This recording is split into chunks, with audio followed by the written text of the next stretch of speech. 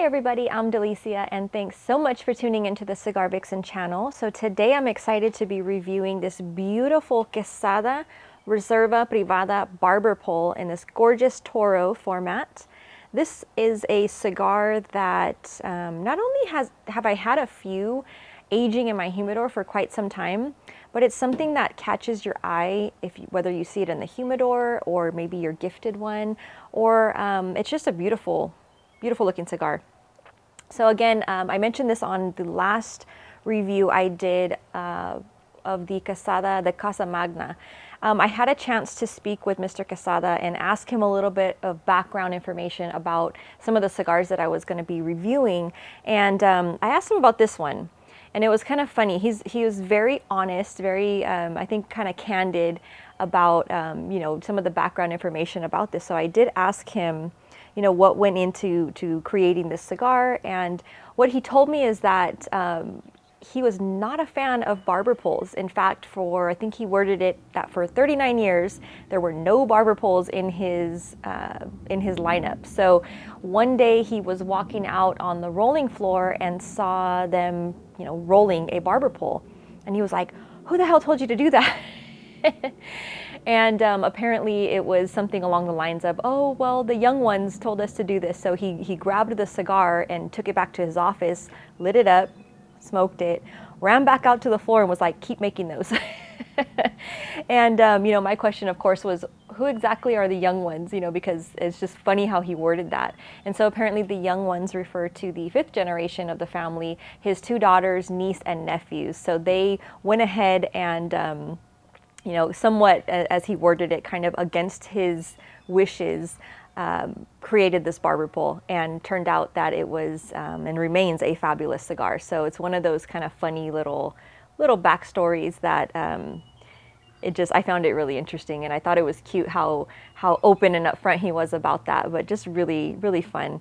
So the breakdown of this beautiful cigar here is that it's featuring a Connecticut broadleaf and Ecuadorian Connecticut shade wrapper, of course, to create that beautiful barber pole look. Has a Dominican Criollo San Vicente binder, Dominican San Vicente and Pennsylvania Ligero filler, and it's actually featuring tobacco from a very special 1997 crop that Mr. Quesada had set aside and is using in this beautiful blend. So again, just a fun little background story on that. I think the first time I smoked this cigar was actually in the Dominican Republic, and it was during one of the years for Pro Cigar. And so again, anytime that happens, it's hard to replicate that experience, just being, here, obviously not in the beautiful Dominican Republic, but we try our best, right?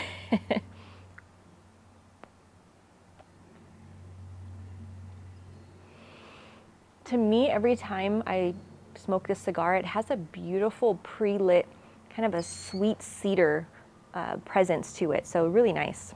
It's funny when I see the Quesada family, and particularly his daughters and him interacting.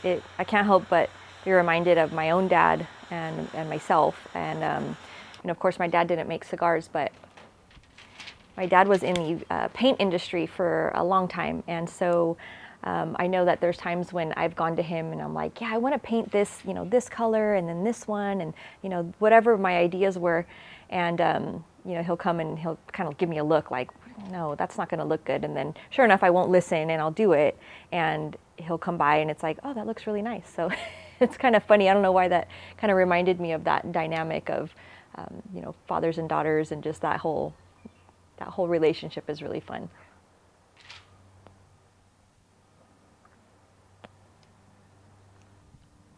Oh.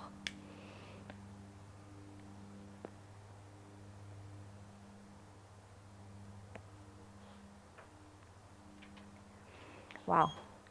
So that has that initial slight sweetness, almost has a sugary kind of afterthought, if you will. Like when that first couple puffs in, it's really nice.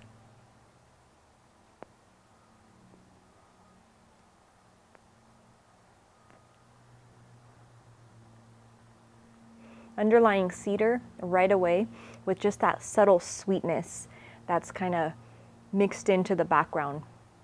Beautiful aroma. This cigar has one of my favorite aromas. Every time I light it up, it just has that more than welcoming aroma. It's very reminiscent of what I would call like just old school tobacco, just that nice aroma that is just so inviting. It's a conversation, you know, starter when you light this up. It just has that beautiful, beautiful aroma.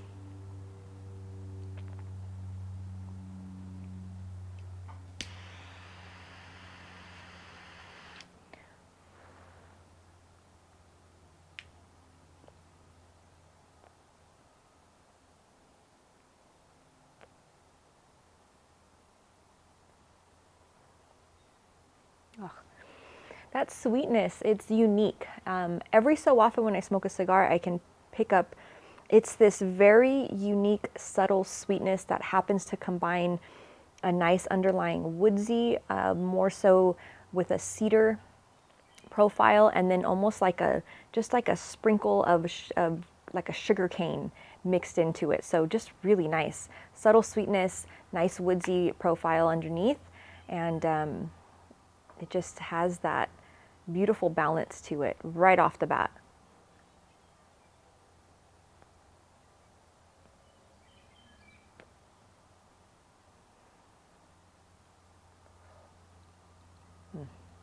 Well, I'm going to smoke this down as always and check back in a little bit more towards the second third to go over some of the flavor notes. All right, so coming back in for the second third here on the Quesada Reserva Privada Barber pole.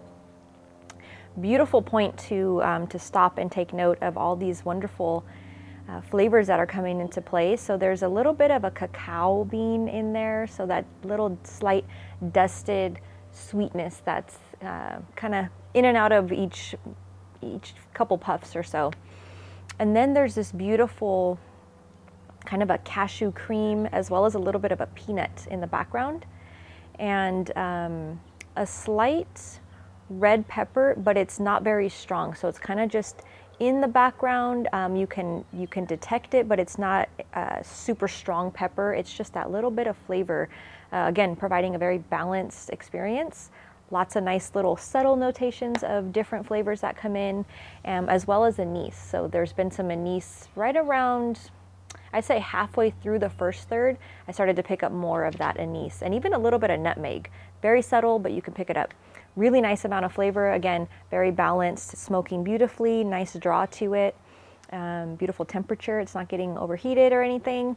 And yeah, just enjoying it. Really nice.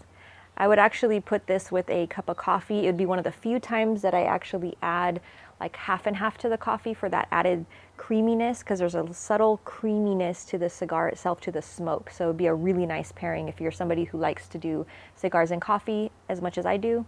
This would be a great one to do mid-morning, early afternoon. If you do those little afternoon coffee breaks, this would be a really nice treat. So going to continue to smoke it down a little bit more, of course, and check back in one last time for the final third. All right, so coming back for the final third on this beautiful barber pole. You know, final thoughts on this cigar. One, I can appreciate the balance and the complexity, the nice amounts of different flavors that come through. None of them are super overpowering. They're very, again, balanced. All those flavors that I had mentioned before, as well as some newer ones towards this, you know, kind of towards the end of the second third and into that final third. You pick up a little bit of kind of some different dried fruits. So I picked up a little bit of apricot. There's a subtle kind of a tangerine citrus in there, as well as the other flavors that were mentioned previously. So there's still a little bit of that cacao bean in there. There's still a little trace of the red pepper. Anise is still found in there. It's very creamy. There's a nice cashew nut in the background of it. So very nice overall.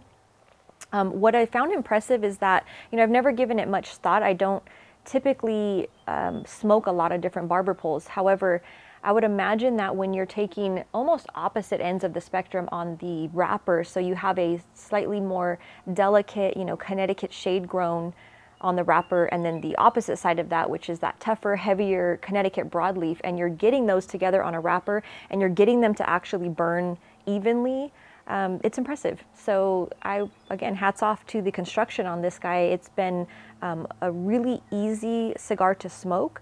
Again, that balance, that complexity is there. It smokes more like I would say like a $16, $17 cigar. However, the MSRP on this one is about $13.60. There's a couple different vitolas that it's offered in, but just a really nice smoking experience. So definitely one that, again, I said it the last time I checked in, with a cup of coffee, if you're somebody that does your coffee black or just with a little bit of creamer, this would be a beautiful pairing, in my opinion, with something like that, because you're gonna get some of those sweeter nuances that are picked up.